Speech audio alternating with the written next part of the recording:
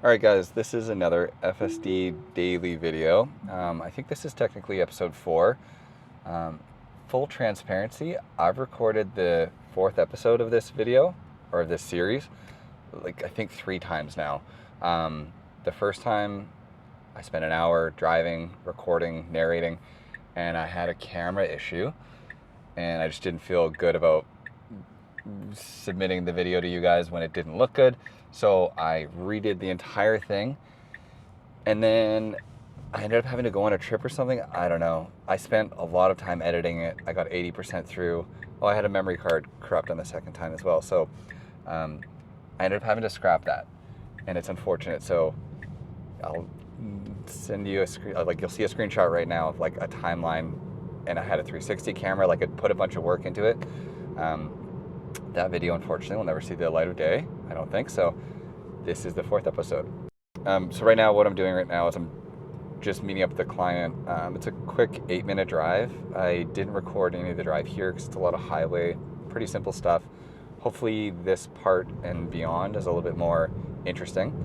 So we will see how the drive goes, but up until now it's been perfect. The only issue I had on the highway, like I've mentioned before in the past, was FSD just doesn't understand the HOV lane, and I tried really hard to keep it in the HOV lane because it was busy, but that's okay. Hoping version 14 fixes that. I would love if version 14 fixed the HOV lane issues that I have. Okay, so I think a couple days ago now, Tesla officially unveiled the Model Y L, which is the new, bigger, longer Model Y. It's released in China, and so all the videos we have and photos we have are from Tesla China, but we know everything about it now, and it looks really, really good. Like if you're a family of 4 or more, I don't know why for a few $1,000s more you wouldn't buy this. Like I see a bunch of people already on X that own the Juniper and are sad about owning that versus the Model Y L, because it seems like there's just more functionality for a very minimal cost difference. It just seems like a better vehicle overall. The 2 captain's chairs in the back look really good. They have these like powered armrests that move up, and then they can go down to allow all 4 of the seats in the back to lay flat, which is massive. It gives a ton of cargo space. So camping or doing anything in the YL will be even better than the Y is right now. On top of that, there's like a few kind of unexpected additions to that car. So the rear seats, the captain seats, I think they call them, they're ventilated, so they're heated and cooled, and then the last row is heated. So I mean, in this car, the rear seats are only heated, they're not cooled, and I think that this is the first Tesla to have cooled rear seats other than just in the front. So it's kind of a big one. It's cool to see. And they've also added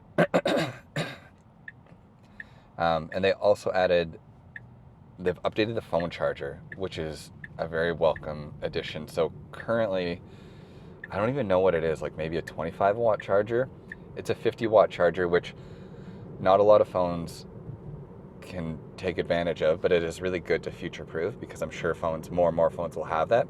But the big change is that it has like active cooling, which is really cool. So I'll put a photo on the screen, but basically like the little fin in the middle of the phone, like down where the phone stays, there's like a fin that keeps the phone divided. It looks like there's air that comes out of that vent that will help keep the phone cooled, because I mean, it's not a huge deal for me because I'm not in as hot of a climate, but I think if you live in like Texas or anything like that, there's just more sun beating on the phone, whatever. These phones get hot, and anything you can do to help it from overheating while it's charging is a very welcome change. So it's really cool to see that they've added that. I don't think anybody was expecting that, and I think literally everybody that owns a Tesla can attest to this being like a really good feature that they've added. They also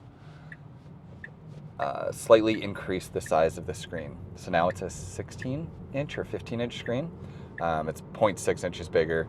It looks a little bit bigger because it's like slightly more squared off. I think the average person might hop in the car and not even notice the difference, but it's just nice. Like, it's less bezels, more screen. It's a welcome change. Like, that's kind of, ultimately there'll be a day where I'm sure this screen, which I think is incredible, is going to look like bulky, just because there is the fact that there is the bezels. Like, a bezel-less design is going to be the end goal for Tesla, I'm sure. So they're just moving closer and closer to that, which is great to see. On the webpage, they mention the way they word the walk-up trunk sensor makes me think that it maybe is slightly different or an updated version of what we have in the cars today. So currently, the way it works is if I have my phone in my pocket and I'm holding something, I don't even have to be holding anything, but I have my phone in my pocket and I walk up to the trunk and I stand there for a few seconds, it'll start to beep, and it'll beep 3 times to let you know, and then after the 3rd beep, the trunk will open for you. That got added as like a software feature, I think last year or early this year. It's cool. Like,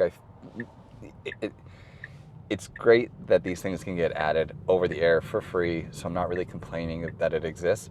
But to be honest, I don't really use it that often because it's just kind of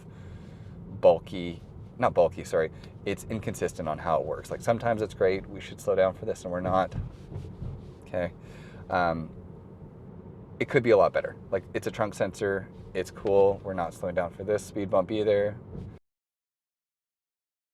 So I'm hoping, like, the way that this is worded is, it says, like, when you walk up to the trunk will open for you. So I'm thinking maybe perhaps they've made an addition or changed something so that it is more of a seamless process. We aren't slowing down for this one either. Okay, I had to disengage there. We were going a bit too fast. FSD sucks with speed bumps still. Yeah, so we will see. Like, there are reviews for the new Y that are out already, and I haven't seen anybody talk about the trunk sensor, but again, because it's China only, all the reviews are not in English just yet, so hopefully we find that out soon. And then, speaking of it being in China only, Elon made kind of an interesting comment on X. So somebody made a comment about how they can't wait for this to come to North America. I think it was Omar's blog. And Elon replied and said, earliest it's coming is production starting end of next year. And followed that up by saying it may likely not ever come to North America, because his wording and his reasoning is bizarre.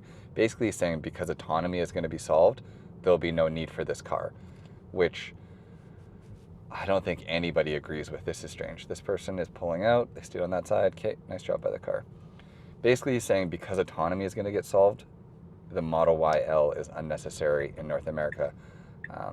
I strongly disagree with that.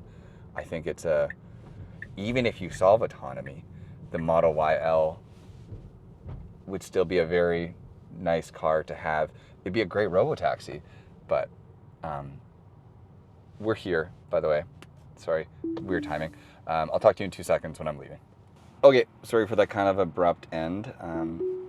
Done heading to pick up Jay at the office now.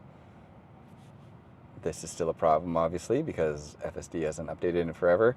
If you ever see this error, it's usually because, like, I'm quite close to the curb, so the car is, like, worried. You can see the heat map. If you just touch the pedal, because otherwise the car won't go anywhere. Touch the pedal, the car will get, like, prompted to move, and then once that goes away, I can let go, and it will drive on its own. Yeah, so I was just in the middle of basically saying I personally think Elon's reasoning for not bringing the YL to North America is a bit bizarre. Like, even if next month version 14 comes out and it literally solves autonomy, like, it's perfect and it's full self-driving unsupervised, there's still a need for a 6-seater Model Y. Like, people are still going to want that bigger Model Y. And like I was saying, it would do well as a Robotaxi. So I don't know. There's definitely some part of me that also thinks perhaps he's just not wanting to, the term is Osborne.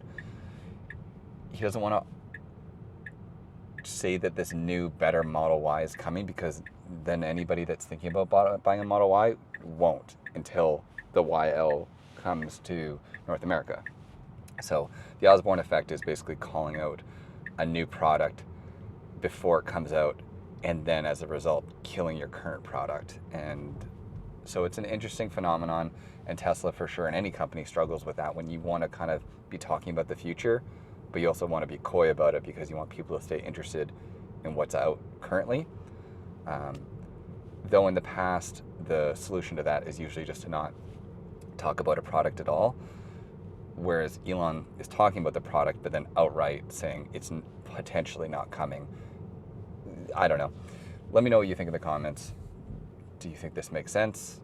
I can't really see why they wouldn't, because for the most part, every single comment I've seen online, people are very pro this vehicle. But yeah, I thought that was kind of interesting. We're going through the speed bumps again here, so we'll see how the car does. But coming through here, I had to disengage at basically all of them. And I don't know if it's time of day or what, but sometimes the car nails speed bumps. Other times we definitely struggle with them. So this is a speed bump. I would slow down. It's arguable because 34 kilometers an hour isn't that fast. So like going that speed over them was actually fine. And it is slowing down a little bit. So yeah, it's registering these. I would love in the future for this screen to visualize speed bumps just so that I know the car knows about them. Because yeah, this is an awkward speed where between 30 and 34 kilometers an hour, you don't really have to slow down for them, but it's just nice to know that the car sees them. And kind of on theme with that, I think last week, the guy's name is Green something, I'll put it on the screen right now. He's kind of famously like the person that seems to be able to decompile software updates and look at code and tell us things before they come out. Like I think he was one of the first people to say Grok is going to come to the car before it actually did. He's the one that's looked at FSD computers and basically said like these cars will never be able to have bumper cam retrofit for these reasons and XYZ. So anyways, he's a great resource for information, and a week or so ago he said that in the code there's some lines that discuss Unreal Engine being used for the visualizations for full self-driving. Currently, Rivian uses the Unreal Engine to do their graphics, and it looks really good. They don't use it for their visuals because they don't really have the same FSD visuals, but if Tesla does switch to Unreal Engine, I'm very curious what that would do to this. Like, are they going to completely overhaul how this works? Because I will say, like, this screen, it looks cool, but it's like dated in a lot of ways. Like, it doesn't visualize certain trucks properly. It doesn't know what a train is. It doesn't really understand a trailer. Like that car that just went by with a trailer, it just looked like two trailers like munched into each other. So there is a lot of improvement to be made on the visuals, and yeah, it would be really interesting to see if they do that. I mean, they've been talking about forever visualizing Teslas in these and Cybertrucks, whereas now currently they just show up as other cars. So probably be a bit until we see that. I mean, maybe with version 14 it'll all come out at once. It'll update the visuals, update everything. So we'll see what happens with that. I just thought it was kind of interesting. And then Raj, I think, I'll put his Twitter or X handle here. He's been really, really vocal in the community lately. He works for Tesla and kind of came out of nowhere. I'd been following him, but I hadn't really been seeing him post much. And lately he's just been kind of like killing it with giving really good feedback, really good updates about just things related to Tesla. Seems like they're right now taking a lot of constructive criticism, and they just want to like do everything they can to make customers happy, which is great. And so kind of with that, they launched this Tesla portal where you can log in and submit feedback, and that's kind of anything from service room feedback to full self-driving errors. And then you can include a photo, you can do all this stuff, you sign in with your Tesla ID. But yeah, I love the idea of it and will try to use it. It'd be nice if it was built into the car a little bit more, because currently, like, if I have an issue with FSD, I disengage, and then most people would press the microphone button to submit feedback. I have this camera button because I'm a part of early access. But beyond that, it would take a lot for me to then go home, log into a portal, and submit the feedback. So I appreciate that Tesla has this portal. I just think they need to integrate it into the car if that's how they want FSD feedback, for example. And I also think that if they're going to be asking for our feedback, they need to do it sort of like Google Maps does, where if you go into Google Maps and you submit a issue, you get kind of like feedback along the way that, like, first of all, they've got your submission, and then they say, like, hey, we're working on it. And then once the change is made, they let you know. They send you an email, be like, hey, based on your feedback, we did or did not make this change to Google Maps. Thank you.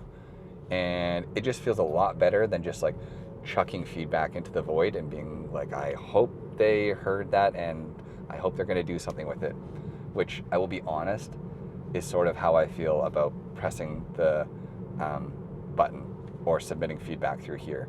Like, when I first started driving with FSD, every single disengagement, I would give a voice note explaining exactly what I thought went wrong. And then once I got the early access button, I would press that all the time, and I still try to, but there's no part of me, like, it just doesn't feel good to do something and get no feedback from it as to whether or not it's being used as information. So it's like, am I wasting my time just like effectively filling the like some folder on Tesla's server with like feedback that no one's actually looking at? But yeah, kind of interesting. We'll see what happens with it. All right, so it was about a week or two ago that Elon said that the next version of full self-driving is 6 weeks away, which at the time I think put it at around September 20th, somewhere around that time frame. So we're about 4-ish weeks away from that, assuming everything goes as planned. So about a month out from FSD version 14, and I would say as a positive sign to that, Elon's starting to talk more about it. So today or yesterday, he replied to somebody, and he said that FSD version 14, he like quoted, said, what did he say? Feels alive, and it's the biggest improvement since version 12. So those two key points are like really interesting. Like there's nothing tangible there, no like factual stuff to go off of, but I mean, if he's saying it's the second biggest update to version FSD, that on its own is massive. The term feels alive, I guess, could just mean more human-like driving overall, which I will say, like, if you read any review of somebody that's done Robotaxi, basically everybody says Waymo is super robotic.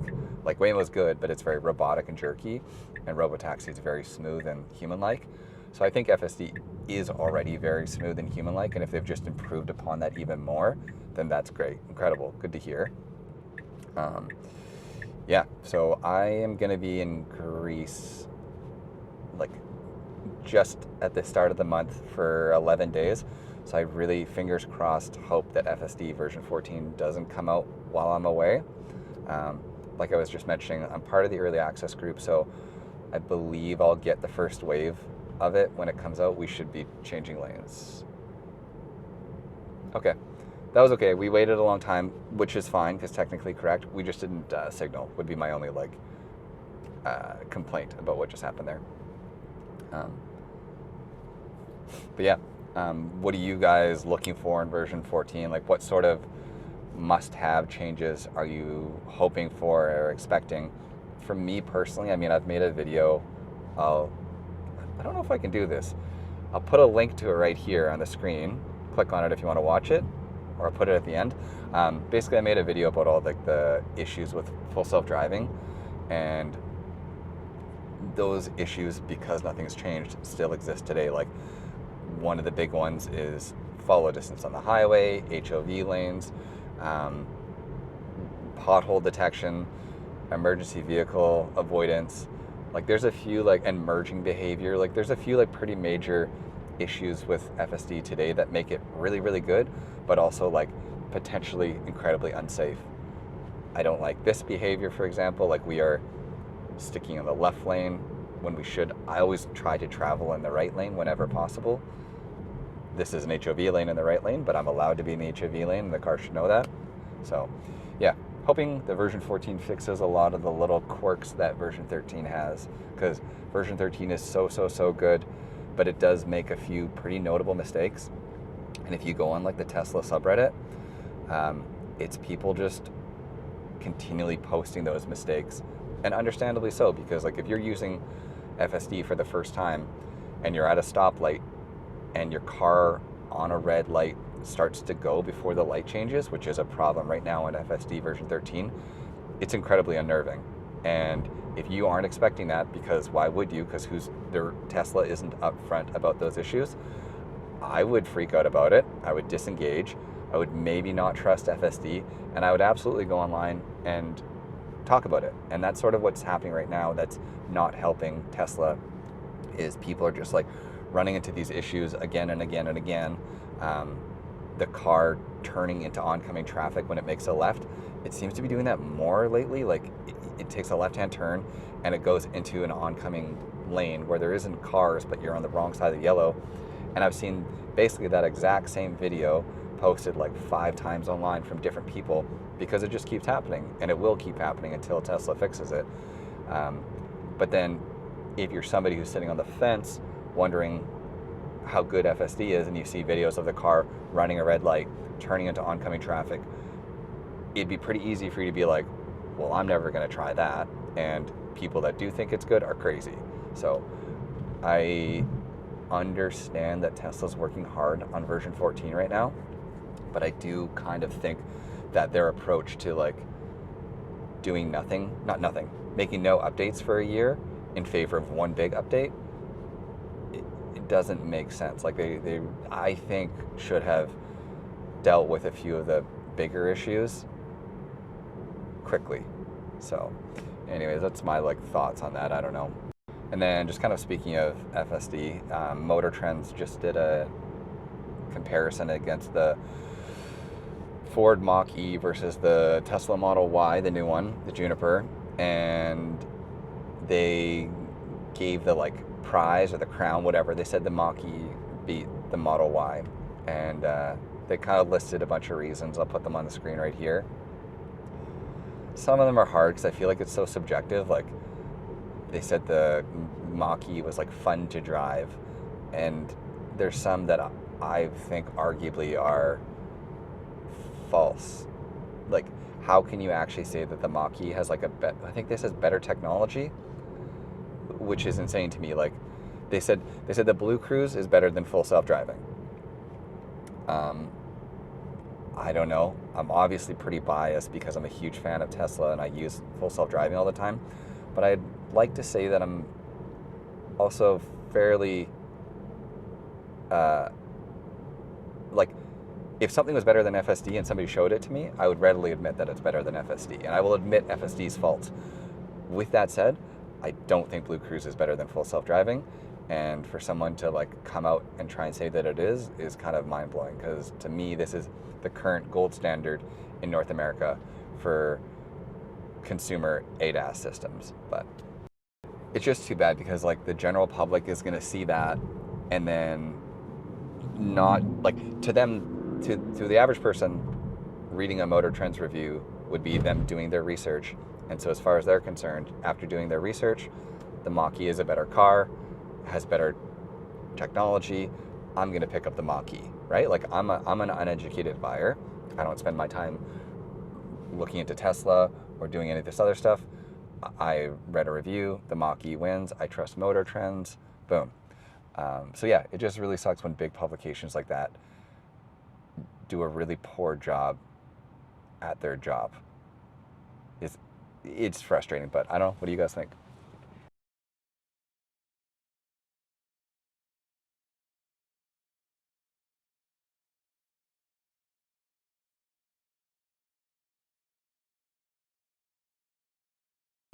All right, I'm probably just going to have fast forward that all because I wanted to show the drive, but it was a pretty simple part, and I just wanted to wait to talk more until there was like at least some turning and complex things going on.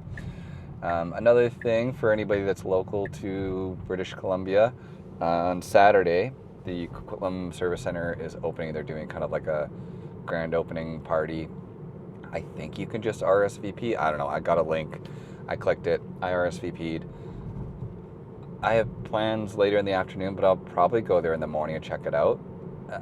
I've never been to one, and I don't really know what would be there, but Coquitlam's decently close to my house, so I might pop in and check it out. If there's anybody there that watches the channel, say hi. Okay, well, I think that's most of the things I have to talk about for I would say the rest of the drive is going to be pretty straightforward. I'll leave the cameras running, and I'll probably just time-lapse it and maybe overlay my drive stats. But other than that, I think the last little thing that I wanted to talk about was I saw Farzad made a comment. He lives in Austin, so I think he uses the Tesla Robotaxi quite a bit. And so the service area has obviously expanded. It's huge, but I don't think they have more riders or more drivers still. So I think there's only like 10 or 11 cars still servicing a pretty big area, and they're inviting more and more people into doing it. But as a result of that, the wait times are huge. So Farzad said he's like, I have a 37-minute wait for my Robotaxi, which nobody is gonna, that's not sustainable. So I'm curious what Tesla's gonna do. They either need to add more cars, add more safety monitors, or go unsupervised fully and then add cars. I'm surprised they don't have more cars with safety monitors at this point. Like there's kind of like literally the cars get made in Austin, and I feel like hiring a person to sit and supervise a car, no offense to the safety monitors, you're doing a great job, but that job I don't think takes like an astronomical amount of training. So they should have doubled or tripled in size by now. And the fact that they haven't, and now the wait times are becoming so big, which are kind of like causing people who enjoy the service to not use it, it's just going to hurt the overall like mission that Tesla's going for, and going to cause people to discredit Tesla Robotaxi. So yeah, thought it was just kind of interesting, but I think that's it. So hope you enjoy the video. I'll try to put these out more regularly, kind of as there is enough Tesla news to talk about, and I'm doing at least a somewhat interesting drive. I'll try to make these. So see you on the next one. Take care. Thank you all for subscribing, liking, and commenting, by the way. Shout out to Mike. He just I'll put it on the screen right now. He quoted and reshared my story, or my video, my vlog on X. And it's honestly comments like that, like this, that make me like continue to want to make videos, because it is a lot of work to set up the cameras and to talk to nobody effectively for like an hour, and then go home and spend hours editing it, making a stupid thumbnail. We should just go. The car sucks at this. Oh, it's so close. Unnecessarily close. I hope version 14 fixes that, by the way. The car's like hesitation to do moves like that, it's capable of it, but then when it like goes and lurches, it takes away a lot of your confidence in the car.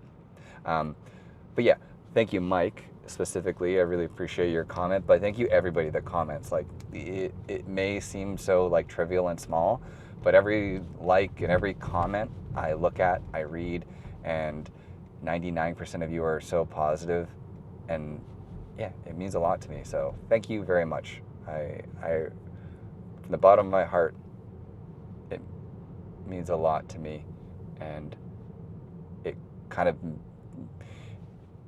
reinvigorates me to continue to make content, because there's definitely lulls of time where I don't feel like doing it, and then I'll get a few like nice comments. There's another one that I'll put on the screen right now, and it was just some guy, sorry I don't remember your name, I think like Mr. Just said that I'm one of his favorite YouTubers, and I don't know, I have favorite YouTubers, so to think that I am somebody's favorite YouTuber the same way that I think of other people as being my favorite YouTuber, it sounds stupid, but I don't know, it's neat, it's cool. So yeah, kind of long-winded. That's it for now. See you guys all in the next one. Take care. Bye.